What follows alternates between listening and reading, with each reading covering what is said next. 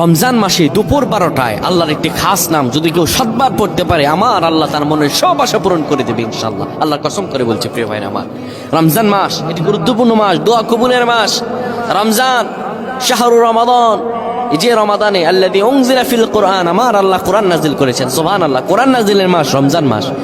কোন ব্যক্তি যদি রমজান মাসে দুপুর 12টা যখন বেড়ে যাবে, দুপুর 12টা বেজে যাওয়ার পরে মানুষগুলো তখন যদি আল্লাহ তাআলার এই খাস নামটি 7 বার পড়তে পারে, আমার আল্লাহ তার সব দোয়া কবুল করে দিবেন। কি অবস্থায় আছেন আপনি?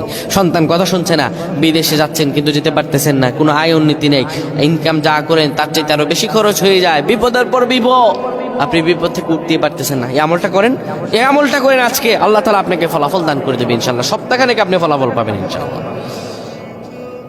যখন দুপুর 12টা বেজে যাবে, আপনি তখন কোনো মসজিদ কিংবা ঘরের একটি কোনায় বসে যাবেন, জায়নামাজ বিছিয়ে বসবেন।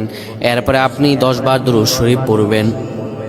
এরপরে আপনি 7 বার পড়বেন আর রহমান আর রহমান আর রহমান। এরপরে আবার 10 বার দুরূদ শরীফ পড়বেন, 3 বার ইখলাস পড়ে আল্লাহ তাআলার কাছে দোয়া করবেন। এইভাবে যদি দোয়া করতে পারেন, আমার আল্লাহ তাআলা আপনার সব দোয়াগুলো কবুল আর মঞ্জুর